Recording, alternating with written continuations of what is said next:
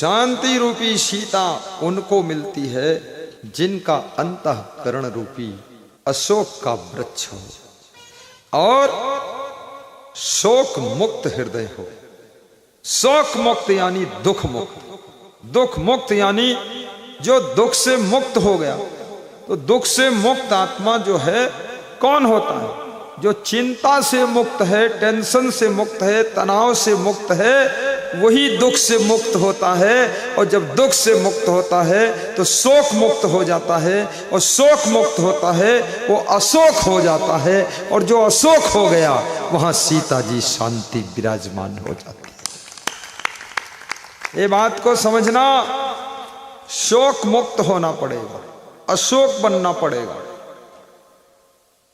लेकिन तुम्हारे एक शोक थोड़े है, बहुत शोक है तुम्हारे, तो शोक ही शोक है। इतना शोक है, हर रोज एक नया नया शोक समाचार आता है, दुख का समाचार आता है। कहीं लड़का फेल हो गया, ये समाचार आ गया, ये भी शोक समाचार है। कहीं पत्नी के पेट में दर्द है, ये और ज्यादा शोक समाचार है। और कहीं भाई ने बेईमानी कर लिया, ये बहुत बड़ा शोक समाचार। और कहीं लड़की भाग गई, ये बहुत ज्यादा शोक समाचार है। लड़कियों, थोड़ी तो दया मया रखो अपने बूढ़े बाप पर, ये बूढ़ी हड्डियों को क्यों बर्बाद करोगी? तुम किसी के साथ भाग जाओगी, तुम्हारे बूढ़े माँ बाप की क्या दशा होगी? रो रो करके मर जाएंगे और इतना शोक में डूब जाएंगे कि बिना मौत के मौत हो जाएगी। जिन्होंने पैदा किया वो कुछ नहीं, और लफंगा बीच में मिल गया, उसके साथ तुम भाग रही हो। अरे मूर्ख लड़की, चल वापस घर बैठ। ए मूर्ख लड़का कौन है जो भाग कर गया है? किसी लड़की के साथ भागना मत, लड़के के साथ भागना मत। और माँ बाप से भी कह दूंगा 16-17 साल की उम्र में ही सगाई कर दो, एंगेजमेंट कर दो, सेटिंग कर दो, और ज्यों ही 18 में प्रवेश हो त्यों ही चट्ट मंगनी पट्ट ब्याह कर दो, और ज्यादा देर मत करो। जिसको पढ़ना होगा पति पत्नी साथ में पढ़ लेंगे, और जिसको बढ़ना होगा आगे बढ़ लेंगे, और जिसको नहीं पढ़ना है जिंदगी भर शादी मत करो, तो भी वो कुछ और गड़बड़ कर देगा। इसलिए ये लफड़ा में मत फंसो, समझ गए? थोड़ा जल्दी सेटिंग बनाइए। कुछ माँ बाप सोचते हैं शादी कर देंगे तो पढ़ नहीं पाएगा, फिर माया मोह में फंस जाएगा। अरे वो बिना शादी ही पहले से माया मोह में फंसा है, चुपके फंसा है, तुमको पता ही नहीं है मूर्खनाथ। वो पहले से फंसा है, उसकी बड़ी दुर्दशा है, तुमको मालूम ही नहीं है, तुम पक्के मूर्खनाथ हो। अरे छोड़ो बकवास, उसका शादी कर दो। जो विकास करना होगा करेगा, नहीं करना होगा नहीं करेगा। मुख्यमंत्री योगी आदित्यनाथ साधु बन गए, विकास करना था कर गए, सीएम बन गए, बड़े मटके महंत हो गए बिना शादी वाले। मोदी जी वो शादी भी कर लिया, थोड़े दिन रह लिया पत्नी के साथ, फिर उसको छोड़ भी दिया और फिर प्रधानमंत्री बन गया। क्या बात करते हो तुम? शादी करने की इच्छा है तो प्रेम से कर लो, फिर भी विकास कर सकते हो। और शादी नहीं करने की इच्छा तो कभी मत करो, लेकिन इधर उधर झांका झूंकी मत करो, फिर कंट्रोल में रहो। किसी का मुंह देखने नहीं ढंग से। मुंह में क्या देख रहे हो? तेरे पास मुंह नहीं, अपना मुंह देख ले। दूसरे का मुंह देखता है, आंखें फोड़ दूंगा फिर तेरी।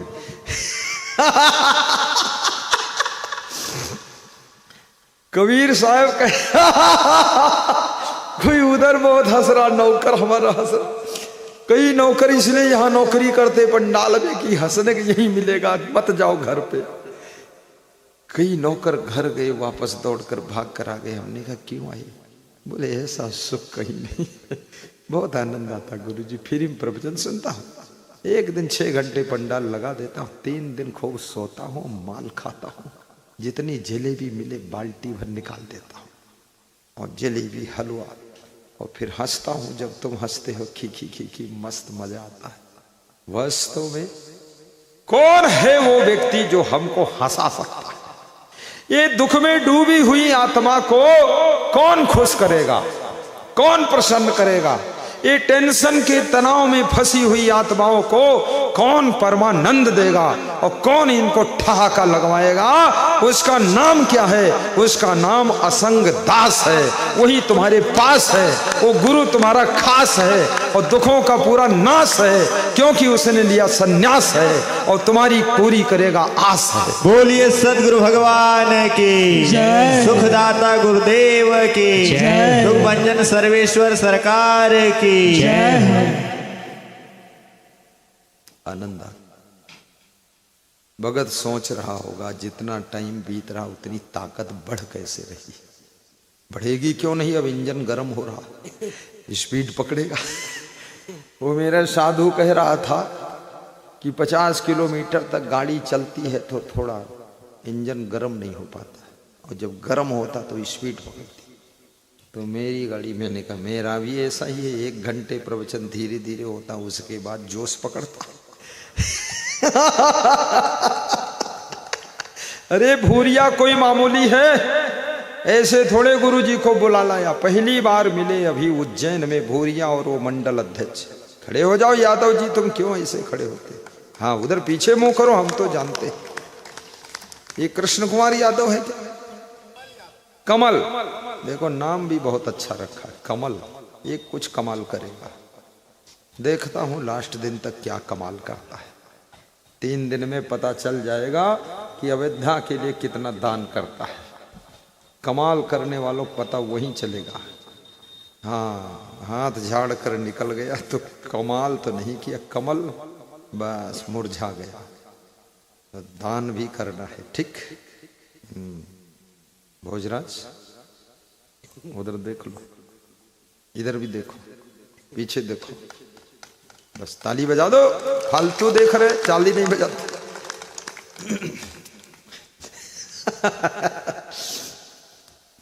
माँ बाप के दुखों का भी ध्यान रखना।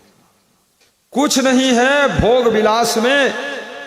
ये जिन इंद्रियों के लिए तुम माँ बाप को दुख में ढकेल देते हो, चिंता में गिरा देते हो, जिन भोग विलास के लिए तुम अपनी मान मर्यादा को भंग कर देते हो, परिवार को तंग कर देते हो, याद रखना अपनी जिंदगी भर ये इंद्रियां भी तुम्हारा साथ छोड़ेंगी और ये मन भी कमजोर होगा एक दिन, और ये शरीर कमजोर होगा। और याद रखना, जिनके पीछे तुम पागल बने घूम रहे हो, वह लोग भी तुमको फूटी आंख से देखना पसंद नहीं करेंगे। इसलिए कृपया अपने धर्म को, भक्ति को, कर्तव्य को मत भूलिए और अपने माता पिता, बूढ़े दादा दादी को दुख में मत ढकेलिए। उनके मान सम्मान को बढ़ाने के लिए तुम्हारा बेटे के रूप में जन्म हुआ, बेटी के रूप में जन्म हुआ, ये ऐसा गलत कदम कभी मत उठाना। और हिम्मत घटने लग जाए तो मेरा नाम याद कर लेना, हिम्मत आ जाएगी। धर्म मर्यादा का पालन करो।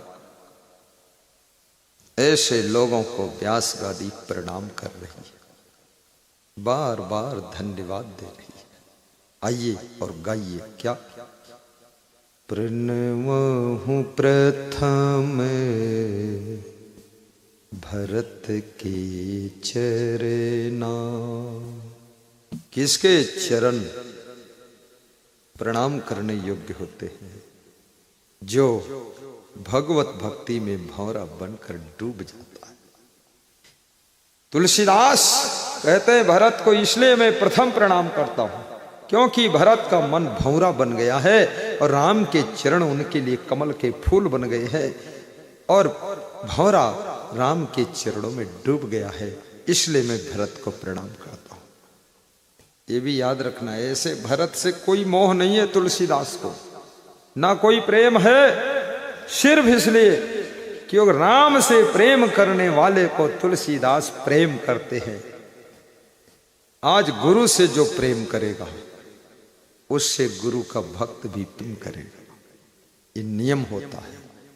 तुलसीदास भरत को इसलिए आदर कर रहे हैं कि भरत राम का आदर कर रहे हैं, भरत राम को मन में बसाए हैं, इसलिए तुलसीदास कहते हैं, मैं तो राम से अधिक भरत को मानता हूँ, क्योंकि मेरा भरत राम को अपने मन में स्थान दिया है। याद रखना, भक्त की भक्ति करना बहुत बड़ी चीज होता है। गुरु को जलेबी खिलाना आसान है, लेकिन गुरु के भक्तों को जलेबी और खिचड़ी खिलाना, पोहा खिलाना। आज तो मकर संक्रांति का पर्व पूरे देश विदेश में मनाया जा रहा है।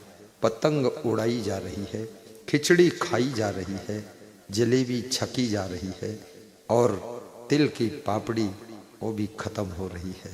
आज तो बड़ा आनंद आ रहा है। बूढ़े बूढ़े लोग भी पतंग उड़ा रहे हैं और जो जितना ज्यादा तंग है वो उतना ज्यादा उड़ाता पतंग है। हाँ, जिसको ज्यादा टेंशन होती वो ताश खेलता है, जिसको ज्यादा टेंशन वो पतंग उड़ाता है, जिसको ज्यादा टेंशन होती ना वो फालतू लोगों के साथ बैठकर बातें करता रहता। ये टेंशन की पहचान है कि मनोरंजन वही लोग करते हैं जिनका मन गंजन हो गया है, जिनका मन बहुत दुखी है, टेंशन में है, तनाव में है, डिप्रेशन में है, जिनका मन स्ट्रेस में है, वो लोग मनोरंजन साधन ढूंढते हैं। किसी तरह मन को बहलाया जाए। बेहद तादाद से ज्यादा दुख है मन में, इसलिए बैठकर ताश खेल रहे हैं। अरे मूर्खों, ताश खेलने से दुख कम नहीं होगा, दुख और बढ़ जाएगा। ये पतंग उड़ाने से दुख कम नहीं होगा। पतंग नहीं उड़ाना है, पतंग उड़ाने का अर्थ समझना है। अपनी जिंदगी की पतंग को और ऊंचे ले जाना है। आज के दिन संकल्प लीजिए और उस पतंग, जिंदगी की पतंग की डोर किसी महान सदगुरु के हाथ में थमाना है, ताकि वो हमारे जीवन की पतंग को सबसे ऊंचे दुनिया के आकाश में उड़ा सके। इसलिए यह है पतंग का अर्थ। वो बुढ़ऊ लिए पतंग छत पर खड़े थे, मैंने देखा। अरे हमने कहा धूर्त, प्रवचन में आ जा, तेरी पतंग सही कर दूं। हाँ, बूढ़ा हो गया, पतंग उड़ाता है। जीवन की पतंग की क्वालिटी अच्छी हो। पतंग के बारे में समझो। पतंग तो बहुत लोग उड़ाते हैं, लेकिन उनकी पतंग ऊंचे उड़ती है जिनकी डोर लंबी होती। और डोर भी लंबी हो फिर भी पतंग ऊंचे नहीं जाएगी। डोर जिसके हाथ में है वो उड़ाने वाला कलाकार होना चाहिए, तब पतंग ऊंची जाए। अरे उड़ाने वाला भी कलाकार हो फिर भी पतंग ऊंचे नहीं जाएगी। डोर भी लंबी हो तो भी ऊंचे नहीं जाएगी, टॉप पर नहीं जाएगी, क्योंकि दूसरे लोग तुम्हारी पतंग की डोरी को काट देंगे और नीचे गिरा देंगे। तो दूसरों की पतंग से बचाने की भी कला होनी चाहिए, तब आपकी पतंग आकाश में उड़ती रहेगी। और तुम्हारे जीवन की पतंग की डोर को काटने वाले कोई गैर लोग नहीं होते हैं, वह भी तुम्हारे ही आसपास के लोग, परिचित लोग होते हैं। वही तुम्हारे जीवन की पतंग की डोर काट कर तुमको नीचे गिरा देते हैं। उनसे अपनी डोर को काटने से बचने की कला भी सीखो और अपने जीवन की पतंग की डोर कोई अच्छे महान पुरुष के हाथ में थमाइए। जैसे राम ने अपने जीवन की पतंग की डोर को विश्वामित्र के हाथ में सौंप दिया था, कृष्ण ने अपने जीवन की पतंग की डोर को संदीपन गुरु के हाथ में सौंप दिया था, ऐसे तुम भी किसी महान गुरु के हाथ में अपने जीवन की पतंग की डोर को सौंपिए। फिर देखिए आपकी पतंग कभी तंग नहीं होगी और पतंग में रोज रोज नया नया रंग आ जाएगा और पतंग जंग में आगे निकल जाएगी। और ये भी याद रखना, पतंग की क्वालिटी भी अच्छी होनी चाहिए। डोर भी लंबी है, उड़ाने वाला भी कलाकार है, लेकिन क्वालिटी खराब है। सड़ा कागज है, वो फट जाएगी, हवा में गिर जाएगी नीचे। क्वालिटी भी अच्छी हो। आपके जीवन की पतंग की क्वालिटी अच्छी होनी चाहिए। एबिलिटी, कैपेसिटी, ये सब टॉप क्वालिटी की होनी चाहिए। आपके जीवन की पतंग अच्छी होना चाहिए। और जीवन की पतंग कैसे अच्छी बनती है? चरित्र अच्छा हो, कर्म अच्छे हो, स्वभाव अच्छा हो, वाणी अच्छी हो, व्यवहार अच्छा हो, विचार अच्छे हो, डिसीजन अच्छा हो, तो आपके जीवन की पतंग की क्वालिटी अच्छी हो जाती है।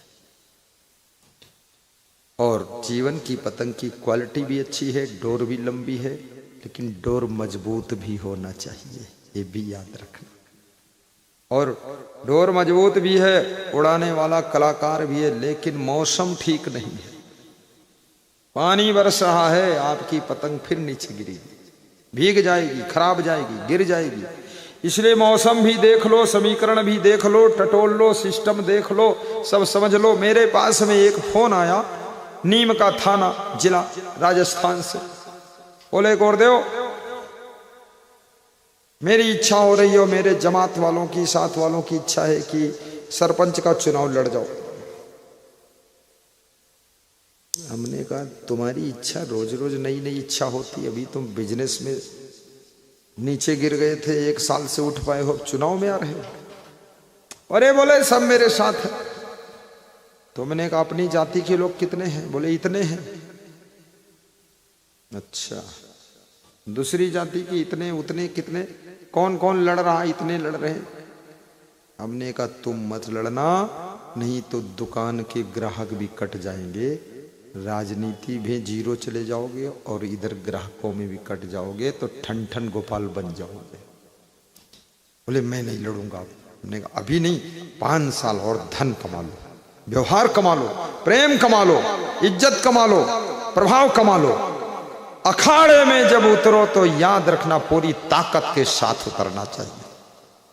राम भगवान ने अचानक रावण के ऊपर आक्रमण नहीं किया था, तैयारी में बहुत समय लग गया था। रामा दल तैयार किया, सुग्रीव की सेना, अंगद की सेना, हनुमान जी की सेना और जामवंत की सेना, बड़े बड़े सेनापति सबको जोड़ करके मोड़ करके भगवान ने पूरी ताकत के साथ में तब आक्रमण किया था और एक बार में फाइनल काम कर दिया था। इसलिए तैयारी करते रहो, करते रहो। कोई काम करो थोड़ा उसकी तैयारी करो। व्यासगादी निवेदन कर रहे, आप बिजनेस करना है, बिजनेस ऐसे मत करो। जो बिजनेस करना चाहते हो पहले उस बिजनेस वाले से दोस्ती करो, उसके साथ रहो, साथ बैठो, उसकी बात सुनो, उसको देखो सिस्टम को और उसको समझो, उसके साथ थोड़ा काम भी करो, धीरे धीरे गहराई को आंक लो, उसके बाद में फिर बिजनेस में उतरो तो कभी फीड नहीं खाओगे, सफल होते चलो। ये धीरू भाई अंबानी ने जब पेट्रोल पंप खोलने का नंबर आया तो इसने पेट्रोल पंप पर नौकरी किया 400 रुपये महीने की, और 400 रुपये महीने की नौकरी करने के बाद धीरू भाई अंबानी आज उसके पास में हजारों पेट्रोल पंप हैं और रिलायंस रिफाइनरी सेंटर गुजरात में है, जहां से पूरा पेट्रोल डीजल हिंदुस्तान में सप्लाई होता है। 42 किलोमीटर लंबी उसकी फैक्ट्री है, रिफाइनरी सेंटर। याद रखना, कोई काम करने से पहले सीखने की आवश्यकता होती है और सीखने के बाद शुरू करने से सफलता तुम्हारे चरण चूमने के लिए चली आती है। इसलिए विवेक करना। इसलिए मैं बेटियों से भी कहूंगा, बहू बनने से पहले अपने घर में रोटी बनाना सीख लो, झाड़ू लगाना सीख लो, बर्तन मांजना सीख लो, कपड़े धोना सीख लो, घर संभालना सीख लो, माँ बाप को फ्री कर दो, सारा काम कर लो, घर की सेटिंग कर लो, सजावट कर लो, पर्दे ठीक कर दो, डिजाइन बना दो, डेकोरेशन कर दो, घर को सुंदर कर दो, सबको चाय नाश्ता बनाना सीख लो। फिर ससुराल आओगी तो कोई झंझट नहीं होगा और घर में ऐसे पड़ी रहोगी, पड़िया जैसे पड़ी हो, तो फिर तुम्हारी सासू सोचेगी लाड़ी आई है, पर बाद को पता चलेगा वो भैंस की पाड़ी आई है, और पड़ी रहोगी। तिलक सेवा प्रारंभ हो चुकी है, सब हंस रहे, गुरुजी मजेदार बहुत। मैं तो मजेदार ही हूं, शुरू से मजेदार हूं। तिलक सेवा प्रारंभ है। तिलक की थाल में अपने श्रद्धा सुमन, अपनी लक्ष्मी को शुद्ध करने के लिए उसमें दक्षिणा अर्पित कर सकते हो, और तिलक प्रेम से लगवाइए। हिंदू धर्म का प्रतीक तिलक है। तिलक कंठी माला जनेऊ, कान में कुंडल, हाथ में कमंडल, नाक में नथुनी और पैरों में लाल रंग, होंठ में लाल रंग, और कहा नाखून में लाल रंग, नाखून में रंग, होंठ में रंग, पैर में रंग, एड़ी में रंग, अंगुलियों में रंग, और गाल में रंग, बाल में रंग, खोपड़ी में रंग, और घर में छिड़ी जंग और सब हो गए तंग। तो ऐसे हिंदू धर्म में बड़ी सुविधा, बड़ी आराम, बड़ा सुख। अरे ये तो स्वर्ग है।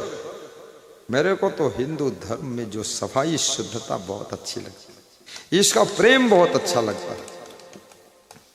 हिंदू घर में जन्म हुआ ये सौभाग्य तुम्हारा है। और जो हिंदू बनना चाहे उसको बना भी लीजिए। किसी का मन परेशान हो गया इधर उधर में तो अपने हिंदू बना लो उसको, नाम बदल लो, काम बदल दो। और मैं तो सोचता अगर कोई हिंदू बने तो इसको सब लोग मिलकर के आधा बीघा जमीन खरीद कर भी दे दो कि आजा मेरा भाई आजा। सुबह का भूला शाम को घर वापस आ गया तो भूला नहीं कहा जाता है।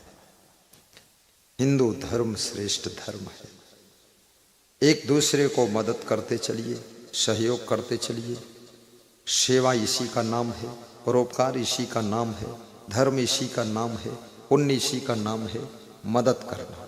परहित सरिस धर्म नहीं भाई, पर पीड़ा सम नहीं अदमाई। दूसरों को पीड़ा मत पहुंचाइए, सहयोग करते रहिए, आपस में हिल मिल करके रहिए। नशा, बीड़ी, सिगरेट, गांजा, चरस, तंबाकू खाना पीना बंद कर दीजिए। गुटखा कभी मत खाइए, चाय भी कम करिए, छोड़ दीजिए।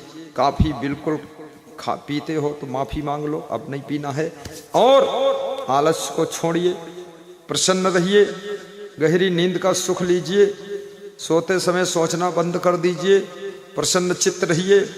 दुखी रहने से कोई फायदा नहीं है, क्योंकि संसार में कुछ ज़्यादा मिलने वाला भी नहीं है। जो मिलने वाला था मिल गया है, छूटने वाला छूट गया है। बेईमान जो कुछ लेना था ले लिए हैं। अब मुस्कुराते रहो, ठीक से जीते रहो, कोई चिंता मत करो, हार जीत की परवाह मत करो। होई है वही जो राम रचि राखा, और को कर तर्क बढ़ावे शाखा। कर्म प्रधान विश्व रचि राखा, और जो जस करे सो तस फल चाखा। टेंशन छोड़ दे। आप चिंता करके बहुत कुछ प्राप्त नहीं कर सकते हो। चिंता करके आपने जो प्राप्त किया है उसको भी खो सकते हो। टेंशन करके आप उन्नति नहीं कर सकते हो। टेंशन करके अपने अच्छे स्वास्थ्य को भी खो सकते हो। और यह भी याद रखना, दुखी हो करके आप दुनिया में सुख नहीं प्राप्त कर सकते हो। और प्रसन्न रह करके आपके सारे दुख भी दूर हो सकते हैं, और सुख का कमल खिल सकता है, और जिंदगी में आनंद आ सकता है। इसलिए बहुत परेशान मत हो। आफा काफा लाफा जाफा में मत पड़े रहना। अपने चरित्र को भी सुधारना। दुनिया से ज्यादा लेना देना नहीं है, स्वयं को बदलना है। दुनिया बदलने की कोशिश बाद को कीजिए, स्वयं को बदलने का प्रयास पहले कीजिए। और जिसको खुद को बदलना आ गया, याद रखना सारी दुनिया को बदलने की सामर्थ्य उसमें पैदा हो जाती है। मेरे पास में कई लोग आए और बोले मैंने चाय छोड़ दिया। तो मैंने कहा क्या? मैंने कहा था चाय छोड़ो। बोले तुमने कहा नहीं, लेकिन तुम नहीं पीते तो हमने भी छोड़ दिया। देखो, कभी भी चाय का चक्कर भी छोड़ो, कोई फायदा नहीं। गरम गरम चाय खाम खा जीभ का आगे का भाग जल जाता है और ओंठें सब झुलस जाती है। और आजकल बेईमान वाले गिलास इतना बड़ा है, कमाल है। इतना बड़ा तो चिड़िया पी जाएगी। बेईमानी वाले गिलास में चाय मिलती है। ऐसे किया, बस हो गया। एक बार में सुड़क गए। छोड़ो चाय फाय बकवास। खाना है तो पोहा खाओ, कभी कभी खसखस का हलवा खाओ।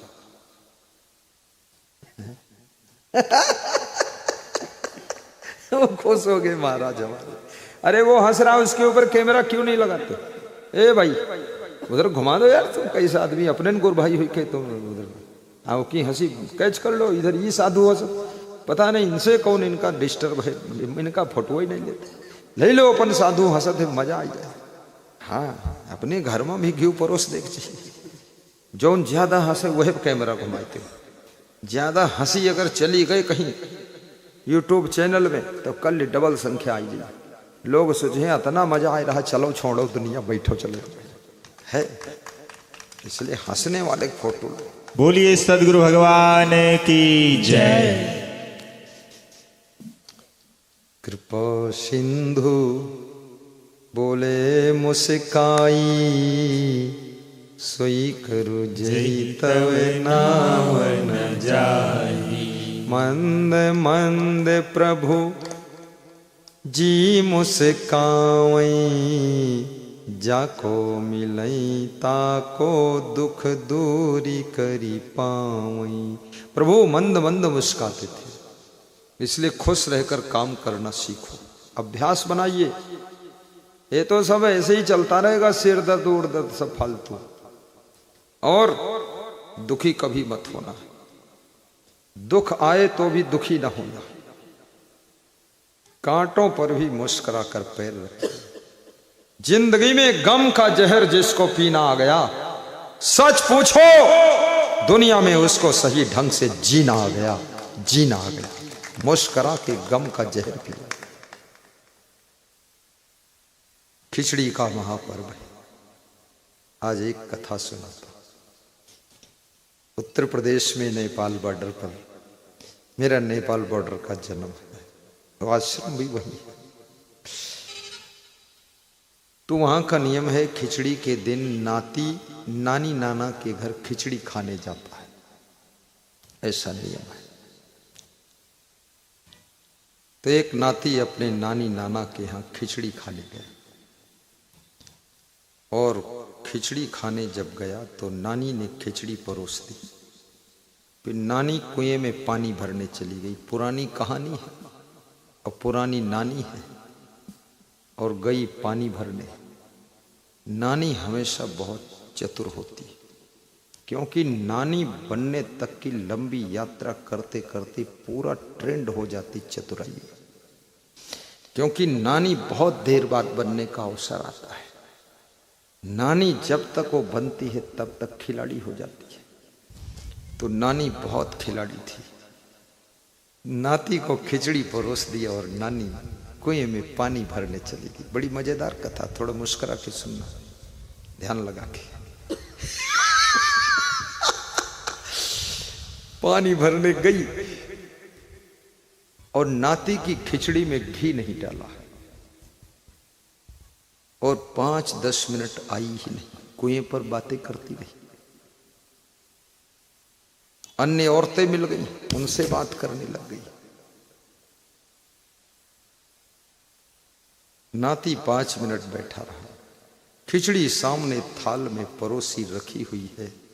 नाती इंतजार कर रहा है कि नानी आएगी, पानी लाएगी, फिर घी डालेगी खिचड़ी में, तब मैं खाऊंगा। लेकिन नानी सोच रही है कि पानी के बहाने देर में जाऊंगी, तब तक नाती खिचड़ी खा लेगा तो खिचड़ी में घी नहीं डालना पड़ेगा। नानी चालाक। तो नाती, आखिर नाती भी तो उसी के ब्लड ग्रुप का है, तो वो भी कम चालाक नहीं है। नाती ने सोचा आखिर पानी भरने नानी गई है, घी थोड़े पानी भरने गया है, घी तो यही कहीं होगा। अगर ज्यादा देर लगाती है नानी तो घी ढूंढो। तो घी ढूंढना शुरू किया। तो उसे रस्सी में ऊपर छत के कड़ा में एक छोटा सा घड़ा टंगा हुआ दिखाई दिया। अब उतनी ऊंचाई तक नाती का हाथ नहीं पहुंचता था। तो नाती ने क्या किया, एक कुर्सी उठाकर लाया, उस पर खड़ा होकर वो छोटा सा घड़ा उतारा। उसमें देखा तो उसमें आधा किलो घी था। उस घड़ा को चूल्हे के ऊपर रख दिया। चूल्हे में थोड़ी थोड़ी आग थी, क्योंकि अभी उसी चूल्हे की आग में खिचड़ी पकाई गई थी। थोड़ा थोड़ा आग बुझी थी, थोड़ा थोड़ा आग जिंदा थी। उस पर रख दिया तो घी गर्म हो गया, पिघल गया। और जब घी पिघल गया तब तक नानी के आने की आवाज सुनाई दी। थोड़ा बाल्टी की आवाज और दरवाजा खट की आवाज आई तो नाती डर गया और घी का घड़ा उठा करके फिर उसी रस्सी के उसमें टांग दिया और झट कुर्सी हटा दिया और बैठ गया। क्योंकि नानी अगर चालाक है तो नाती डबल चालाक है, वो भी खिलाड़ी है। और खिलाड़ी खिलाड़ी में जब मुकाबला फंसता है तो बहुत संघर्ष होता है।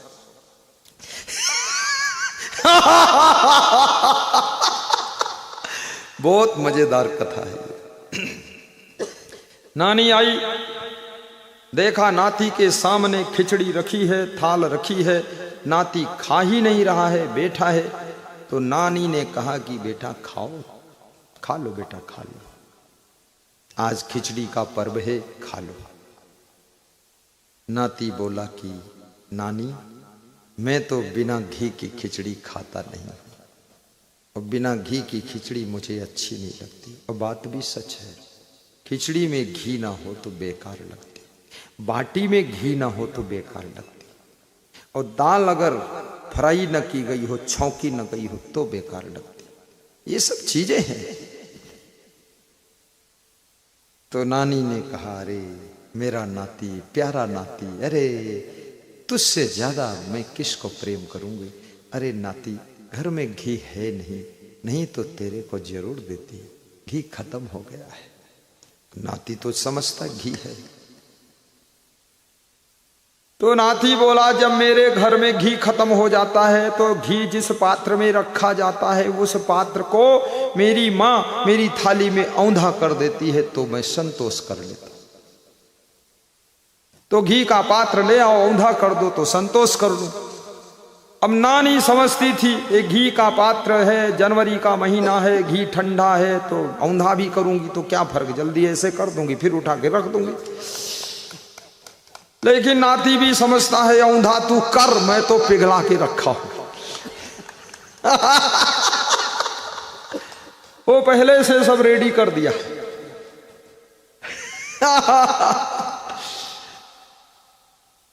नानी फट से कुर्सी लाती है, खड़ी होती है, ऊपर रस्सी में टंगे हुए घी के घड़े को उतारती है और स्पीड से ला करके थाली, वो भी नहीं देखती जल्दी, अंदर नहीं देखती, क्योंकि उसको तो जल्दी करना है ताकि नाती देख ना पाए, और एकदम औंधा कर देती है।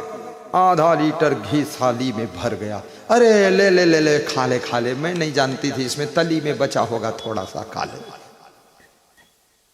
नाती मुस्कराने लगा, तेरी ऐसी तैसी नानी की क्या समझ रखी है, ये नाती भी तेरे ही ब्लड ग्रुप का है, सब खा जाऊंगा भी।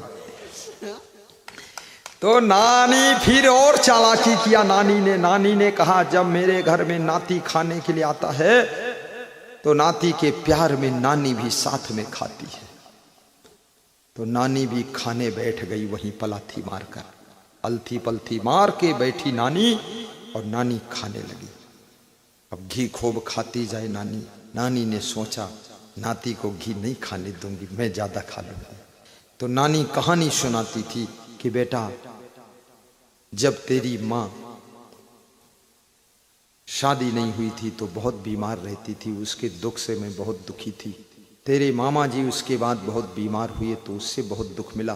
तेरे नाना बीमार होकर मर ही गए, वो बहुत दुख हुआ। और तेरा बड़ा भाई भी बहुत बीमार रहा, उसका दुख हुआ। ऐसे कहानी सुनाती जाए, मन बहलाती जाए, और जल्दी जल्दी घी तरफ से खाती जाए नानी।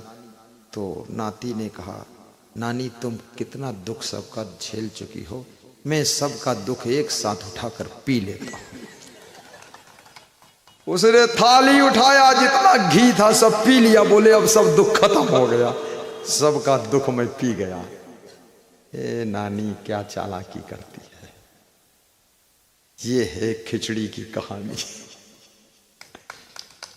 मैं निवेदन करूंगा, जीवन में दुख तो बहुत है, लेकिन सब दुख उठाकर पी लीजिए और जिंदगी में मुस्कुरा कर जी लीजिए, और दाता बनकर जियो, लोभी बनकर मत जियो, देने योग्य बनो, दूसरों के लिए भी कुछ करके जाओ।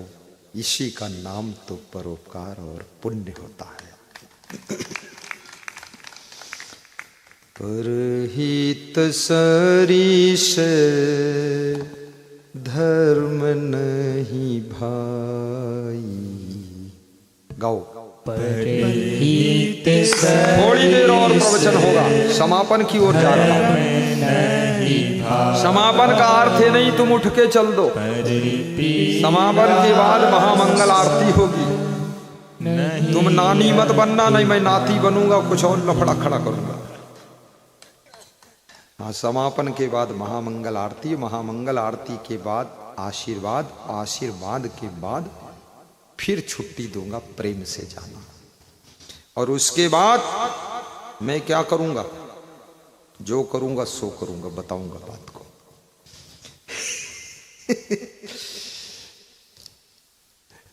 परहित सरिस धर्म नहीं भाई, अपने भाई का भी हित करो, बेटी का भी हित करो। परहित, परहित में ऐसा नहीं कि अपने परिवार का अनहित कर दो। परहित की शुरुआत भी अपनी फैमिली से करो। माँ का हित करो, माँ की सेवा करो। पिता की सेवा करो, पिताजी का हित करो। फिर दादा दादी का हित करो। ऐसा कोई कार्य ना करो उनको दुख हो जाए। फिर मित्रों का भी हित करो। फिर धीरे धीरे अपने ग्रामवासियों का हित करो। फिर धीरे धीरे प्रदेश का हित, देश का हित, राष्ट्र हित, फिर सबका कल्याण करो। तुम महान हो, तुम साधारण नहीं हो। सबके कल्याण के लिए तुम्हारा जन्म हुआ। तुमने वही शरीर प्राप्त किया है जो शरीर राम भगवान ने प्राप्त किया था, जो शरीर कृष्ण भगवान ने प्राप्त किया था, जो शरीर कबीर और तुलसी ने प्राप्त किया था, वही शरीर तुमने प्राप्त किया है। इस शरीर को पाकर रोने धोने में मत गंवाइए, चिंता दुख में मत बिताइए, नशा व्यसन में मत इसको डुबाइए। और इस शरीर को पा करके याद रखना, केवल स्वार्थ में डूबे मत रहो। थोड़ा परमार्थ भी कर लो, थोड़ा धर्मार्थ भी कर लो। अपने धन को भी धर्म में थोड़ा लगाओ। जन सेवा, पर सेवा, गुरु सेवा, गौ सेवा, राष्ट्र सेवा, देश सेवा, ग्राम सेवा, मित्र की सेवा, कन्याओं की सेवा। सेवा ही तो वह सीढ़ी है जिस पर चढ़ करके ये जीव सुख शांति की मंजिल पर पहुंचता है। सेवा के अलावा कोई रास्ता नहीं। सेवा करो। उन्नति का साधन सेवा है, जिससे ही आत्म शुद्धि होती। उन्नति का साधन सेवा है। सेवा उन्नति का साधन है। करो तो सही, देखो तो सही, समझो तो सही। सेवा के असर को समझो, अपनी कसर को दूर करो। सेवा में बहुत शक्ति। किसी शहर में एक होटल था, सुना दूं, छोटी सी कथा है, सेवा की कथा। तो होटल के सामने सड़क किनारे एक भिखारी बैठता था। वहां मंदिर था शिव जी का, पड़ोस में बैठता था। और जब वो भिखारी देखता था कि होटल में ग्राहकों की बहुत भीड़ हो गई, तो भिखारी भी उसी भीड़ में घुस जाता था और होटल में खूब खा लेता था और बिना पेमेंट दिए चुपके से निकल जाता था। चालाक था, चतुर था। भिखारी कम बुद्धिमान नहीं होता। तुम भगवान के लिए पैसे नहीं निकाल सकते, लेकिन भिखारी के लिए निकालना पड़ जाता है। बुद्धिमान है तभी तो तुम्हारी जेब से पैसे निकलवाता है। भिखारी ऐसा रोज कर रहा था, 2 वर्ष से कर रहा था। लेकिन होटल का मालिक बिल्कुल कुछ नहीं जानता, ही नहीं समझता ही नहीं। तो एक दिन एक ग्राहक आया और 5 दिन लगातार आकर भोजन किया। उस भिखारी को देखता रहा, ये भी खा रहा और खा के भीड़ में चुपके से निकल जाता, पेमेंट देता नहीं। तो उस ग्राहक ने 5वें दिन सेठ से शिकायत किया, सेठ जी बात करूंगा कुछ आपसे। बताओ क्या बात? बोले ये जो आदमी आता है ये 5 दिन से खा रहा है और पैसा नहीं देता, चुपके से निकल जाता भीड़ भाड़ में, और तुम समझ नहीं पाते हो। तो होटल मालिक मुस्कुराया, बोला तुमने तो 5 दिन से इसको देखा है, आज इसको पकड़ूंगा।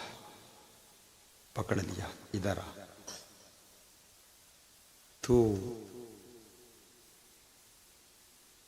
मेरे होटल में खाता है, पैसा नहीं देता है, भीड़ भाड़ में चुपके निकल जाता है,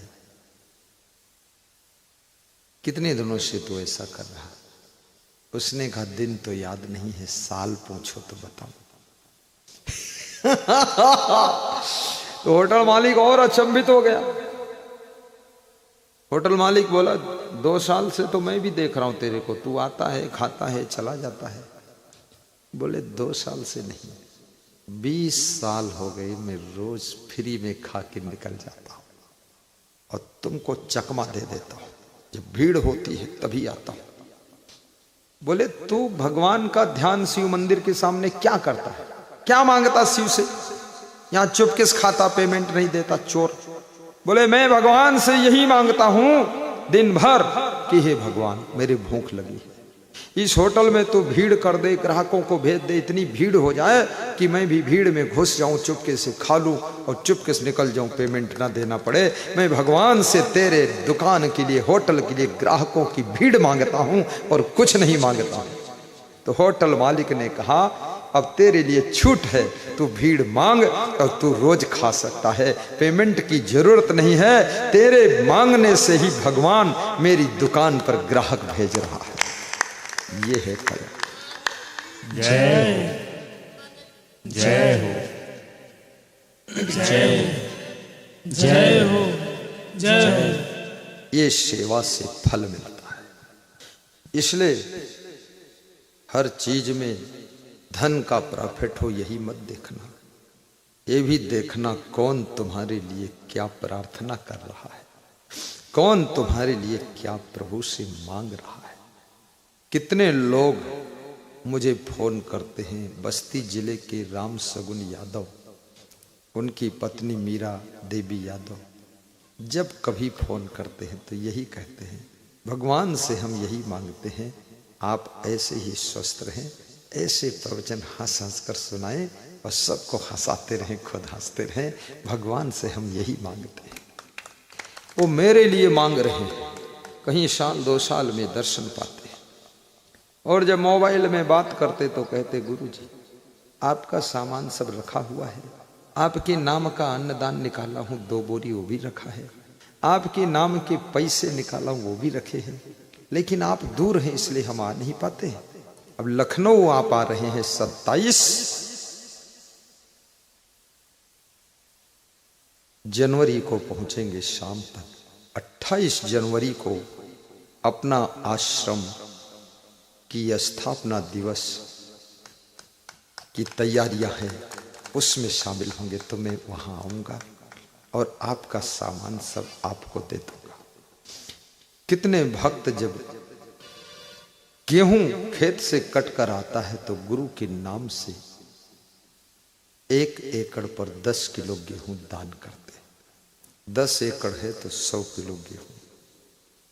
अगर उनके पास में 100 किलो दाल हुई तो 2 किलो दाल दान कर देते हैं। अपनी कमाई का 10वां अंश नहीं कर सकते तो 5वां अंश, वो भी नहीं कर सकते तो दूसरा अंश धर्म में लगाना चाहिए। हमारे आश्रम में मां अन्नपूर्णा रसोई के द्वारा अन्न क्षेत्र चलता है। लखीमपुर खीरी नेपाल बॉर्डर पर धाम में, लखनऊ आश्रम में, प्लस कोटा आश्रम में भी, प्लस छत्तीसगढ़ आश्रम में, सब जगह जो आता है उसको 2 रोटी खिलाकर 1 गिलास पानी पिलाकर सेवा की जाती है, जिसके लिए अन्नदान बहुत से भक्त देते हैं और उनके अन्नदान से मां अन्नपूर्णा रसोई के माध्यम से अन्न क्षेत्र चलता है, भंडारा होता है। व्यास गादी आपको भी इशारा दे रही है कि आप भी अपने घर से अन्नदान लाइए, मां अन्नपूर्णा रसोई की सेवा में अपना भी अंश शामिल करिए, आप भी पुण्य कमाइए और हमारे आश्रम भी कभी आइए। इसमें ऐसे कितने लोग हैं जो गुरु के आश्रम जा चुके हैं, जरा हाथ ऊंचा करें। 1 2 3 4 5 6 7 8 अच्छा जा चुके हैं। कहाँ गए हैं? कौन से आश्रम गए हैं? लखीमपुर गए हैं। और इधर वाले माता लोग उज्जैन कुंभ में कौन कौन गया था मेरे कैंप में? एक हाँ बहुत लोग हैं। वहाँ भंडारा की सेवा चल रही थी कि नहीं? भंडारा हो रहा था, अन्न भोजन सबको खिलाया जा रहा था कि नहीं? पूरा भोजन चल रहा था। 50,000 लोग दिन भर में मां अन्नपूर्णा रसोई के माध्यम से भोजन ग्रहण करते थे, दोनों टाइम। हजारों पुलिस जवान भी भोजन वहीं लेते थे। सब जगह भंडारे बंद हो जाते थे तो भी रात में 12 बजे भी भंडारा अपने सिंहस्थ कुंभ के अन्न क्षेत्र में चलता रहता था। 20,000 लोग वहां विश्राम भी करते थे। 56 बीघे में अपना मंडप लगा हुआ था। बहुत बड़ी तैयारियां चल रही थी। मैं तो उस सिंहस्थ कुंभ का पुनः इंतजार करता हूं, कब वो कुंभ आएगा। 2028 जल्दी आ जाए तो अच्छा है। मैं आप सबकी सेवा के लिए कैंप लगाऊं, पूरे मेला का दर्शन करो, महाकाल का दर्शन करो, क्षिप्रा में डुबकी मारो, फिर अपने ही आश्रम में आकर भोजन करो और वहीं आकर विश्राम करो। रिंग नौद वापस मत लौटो, एक रात वहां सो जी, फिर आओ जी, खाओ जी, मेला दर्शन करो जी, और फिर आओ जी, फिर खाओ जी, उसके बाद घर जाओ जी, और घर से फिर 15 दिन बाद वहीं आओ जी। ऐसा चले, क्योंकि सेवा ही बहुत बड़ा धर्म है। सेवा से बढ़ करके कुछ नहीं। पशु पक्षियों की भी सेवा करना। जिन्होंने मुझे आश्रम बनाकर दान दिया है, लखनऊ में उनका नाम था घनश्याम दास गुप्ता, उनकी पत्नी श्रीमती किरण देवी गुप्ता। 10 करोड़ का आश्रम बनाया है लगभग, और उसको दान कर दिया, हमारे धर्मार्थ ट्रस्ट में रजिस्ट्री कर दिया है। और आज भी वे अपने हाथों से एक गाड़ी भर केला भर के ले जाते हैं, सब बंदरों को खिलाते हैं। 1 कुंटल अन्न के दाने चिड़ियों को चुंगाते हैं, कबूतरों को, कौवा को, सबको। और 250 भिखारियों को ऑटो रिक्शा दान दिया है कि भीख मत मांगो, कमाओ और खाओ। और कम से कम साल भर में 1000 लोगों की आंख का इलाज कराते हैं अपने पैसे से। 2000 लोगों के दांत का इलाज कराते हैं अपने पैसे से। और मेरे से कहते हैं कभी हमको भी कोई इलाज का भी सेवा मौका दीजिए। तो हमने कहा गुप्ता जी, आप हजारों की सेवा करते हैं, अब मेरी सेवा मत करो। आपने धर्म प्रचार के लिए केंद्र बना करके अपना आश्रम लखनऊ डोनेट किया है, ये बहुत बड़ा काम है।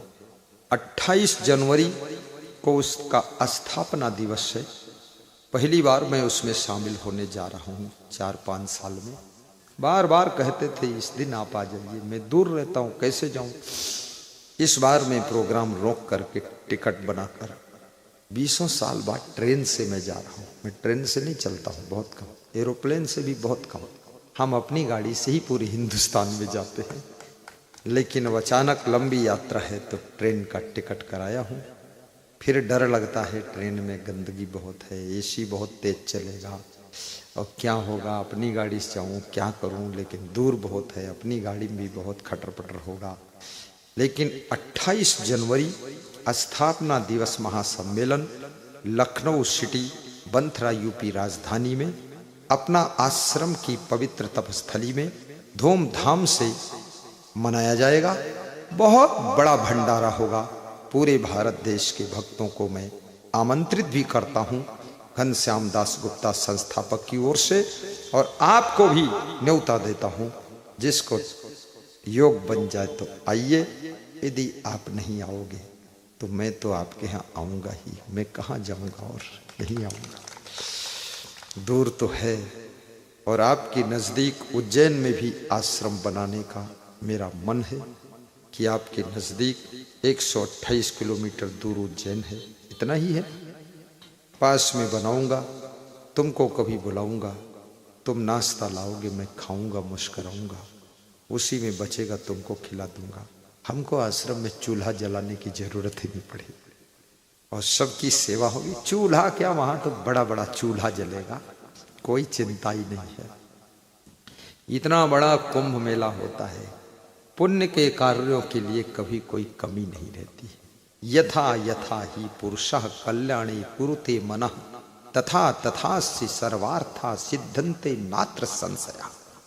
नीतिकार कहता है जैसे जैसे मनुष्य परोपकार के, कल्याण के, परहित के कार्यों में मन लगाता है, तैसे तैसे वे सब कार्य सिद्ध होते, सफल होते चले जाते हैं। उनको पूरा ना होने में कोई संदेह नहीं, वे पूरा हो ही जाते हैं। इसलिए पुण्य के कार्य आप भी करते जाना। आया है सो जाएगा, राजा रंक फकीर, एक सिंहासन चढ़ चले, एक बंधे जात जंजीर। कोई पाप की जंजीर में बंध कर जाता है और कोई धर्म पुण्य के सिंहासन पर बैठ कर जाता है। आना जाना तो सबको है, लेकिन पुण्य करते जाना, कल्याण होगा। भक्ति करो, गुरु के चरणों में ध्यान लगाओ, गो दीक्षा लो। आज हमारे साथ में पदयात्रा में कई लोग गए हुए थे। श्री गौरी शंकर पटेल जी, अमृतलाल जी और पुलिस जवान। 5 किलोमीटर की पदयात्रा हुई। सवेरे 7 बजे से शुरू होती है। केवल महिलाएं नहीं जाती, पुरुष जा सकते हैं। किसी के मन में इच्छा हो तो कल सम्मिलित होइए सुबह 7 बजे। और 5 किलोमीटर तुम्हें पैदल चलाऊंगा। 200 ग्राम फैट तुम्हारी कम कर दूंगा, वेट कम कर दूंगा, पेट कम कर दूंगा और तबीयत सही कर दूंगा, हार्ट कंप्लीट कर दूंगा। और फिर तीसरे दिन जो फीस देना हो दे देना, लेकिन बिना दवाई के ठीक कर दूंगा। आइए, तो उन लोगों के साथ में जो परिक्रमा हुई, एक डॉक्टर भी हमारे साथ गए हुए थे। तो वो लोग बोले, गुरुदेव आप बहुत पैदल चलते हैं। मैंने कहा मेरा तो मन ही नहीं होता गाड़ी में बैठने का, लेकिन जरूरत है इसलिए बैठना पड़ता है। बाकी पैदल चलने में हमें बहुत सुख मिलता है। और जो पैदल चलता है उसकी बीमारियां सब निकल जाती है। जिसके शरीर से पसीना बहता है तो बीमारी निकल जाती है। इसलिए इतना श्रम जरूर करो कि पसीना आ जाए, इतना पैदल जरूर चलो जिससे कि बीमारी ना आए, और इतना कम भोजन करो जिससे कि तुम्हारा पेट भारी ना हो, और इतना गहरी नींद सो जिससे कि सिर में दर्द ना हो, और इतना कम सोचो जिससे कि बीपी हाई ना हो। और याद रखना, काम क्रोध लोभ मोह को कंट्रोल रखो ताकि मन की शांति भंग ना हो, मन की शांति भंग ना हो। कंट्रोल रखिए, काम क्रोध लोभ मोह, परस्पर प्रेम से। मांस मछली अंडा मुर्गा शराब का सेवन बंद करो, शाकाहारी बनो, शुद्ध हिंदू धर्म का पालन करो, सबका कल्याण हो ऐसी भावना रखो। और मंदिर में जाओ तो कुछ दान भी करो। खाली ऐसे हाथ जोड़कर सिर झुकाए खड़े मत रहो, थोड़ा सिर झुकाओ, फिर कुछ वहां दान भी करो। लोभी लालची न बनो, दोनों हाथ उलीचिए यही शयानो काम। ज्यों जल बाढ़े नाव में और घर में बाढ़े दाम, दोनों हाथ उलीचिए यही शयानो काम। यदि हो सके मंदिर भी बनाइए, मंदिरों का जीर्णोद्धार करिए, अपने क्षेत्र में आश्रम खड़ा करिए, कहीं आश्रम बन रहा उसमें मदद करिए, और गौशाला में सेवा करिए। साथ साथ में अपनी माँ का ध्यान रखिए, पत्नी का भी ध्यान रखिए, और अपने घर को मंदिर समझिए। गुरु की तस्वीर भी अपने घर में लगाइए, गुरु का दर्शन करिए, गुरु के प्रवचन को डेली सुनिए, और गुरु की सेवा के लिए डेली दान निकालिए, नित्य दानी बनिए। छोटा सा दान पात्र अपने घर रखिए। आपके घर में घी का पात्र है, दूध का पात्र है, तेल का पात्र है, दाल चावल का पात्र है, धनिया मिर्च मसाला का पात्र है, लेकिन परमार्थ के लिए, धर्मार्थ के लिए, सेवार्थ के लिए आपके घर में दान पात्र नहीं है। एक छोटा सा दान पात्र रखिए। ऐसा दान पात्र इनके पास से मिलेगा, ये देंगे, ले लेना। और फिर गुरु के हाथ में स्पर्श कराना और फिर उसमें गुरु से दान पहला डलवाना, उसके बाद ले जाना। तो उस पात्र में ये शक्ति आ जाएगी, दरिद्रता का नाश करेगा, मानव कामना की पूर्ति करेगा और दुख को दूर रखेगा। घर में बरकत होगी, घर में कोई दिव्य आत्मा का जन्म होगा, जिससे तुम्हारे घर की अलाबला सब दूर होगी, तुम्हारा मन सत्संगी बनेगा और घर में शांति का प्रादुर्भाव होगा। ऐसा वो पात्र करेगा।